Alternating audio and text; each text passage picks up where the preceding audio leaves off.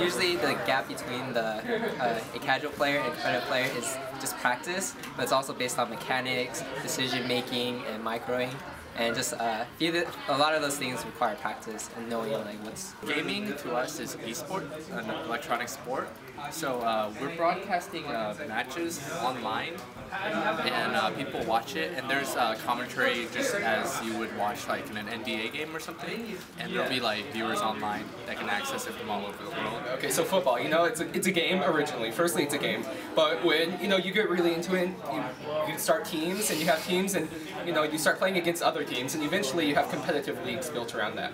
Well, esports is kind of the same way. Right now, the biggest, I guess, esports game you could say is, for RTS, it's StarCraft 2. StarCraft 2, well, it's an RTS game, real-time strategy, online game.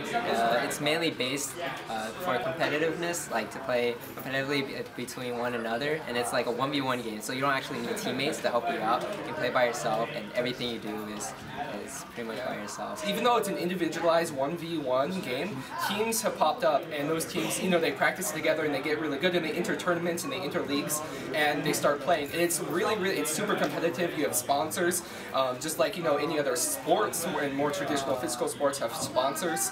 And I think it speaks for itself that people have come out from so many different universities, or are coming out next week and primarily, that we're doing something that not a lot of people are doing so far, but people really want to see. The fact that people are willing to drive halfway across the state to participate in a tournament, which in all likelihood they won't win, but they're gonna have a ton of fun, and it's really cool.